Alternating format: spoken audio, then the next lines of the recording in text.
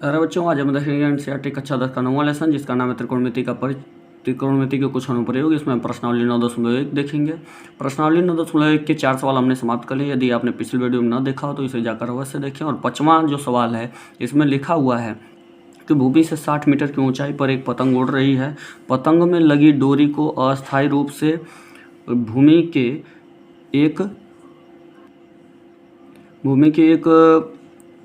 बिंदु से बांध दिया गया जाता है और भूमि के साथ डोरी का झुकाव जो है 60 अंश का है। यह मानकर कि डोरी में कोई ढील नहीं है, यानी डोरी एकदम टाइट बंधी हुई है, तो डोरी की लंबाई ज्ञात करनी है।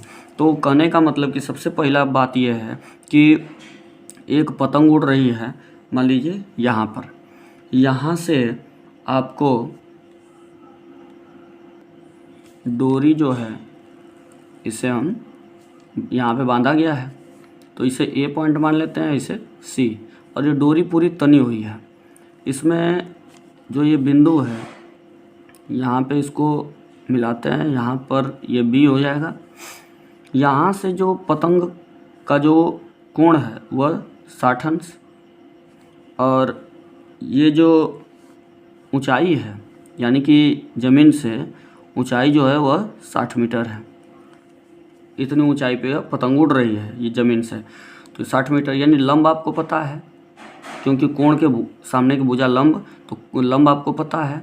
और इसके बाद फिर आपको ज्ञात क्या करना है, डोरी की लंबाई यानी यक्स, ये आपको ज्ञात करना है AC। तो लंब बटे आधार किसका होता है, तो ये लिखा जाए कि त्रिभुज ABC में, ये समकोण त्रिभुज है तो यहाँ पे समकोण लिख सकते हैं। समकोण त्रिभुज ABC में आपका जो यह, इसको क्या लिख सकते हैं, लंब बटे कर्ण हुआ है, तो tan थीटा बराबर होता है लंब बटे कर्ण।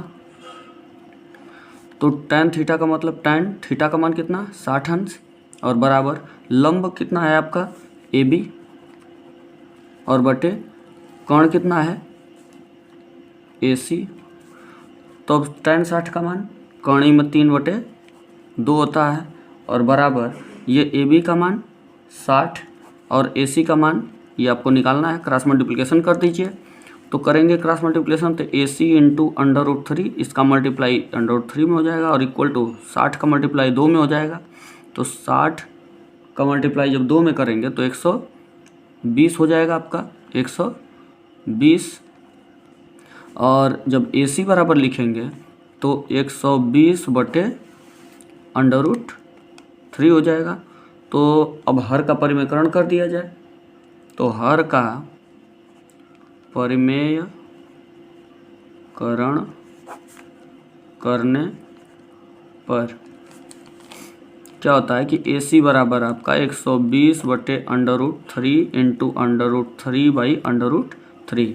अब इसका √3 में मल्टीप्लाई होता है 120, 120 √3 और बाई ये √3 का मल्टीप्लाई हो जाएगा 3 हो जाएगा, 3 से काट देंगे तो कितना हो जाएगा 40, यानी 40 कर्णी में 3 मीटर इसकी ऊंचाई है। 40, ये ऊंचाई नहीं, ये डोरी की लंबाई 40 कर्णी में 3 मीटर।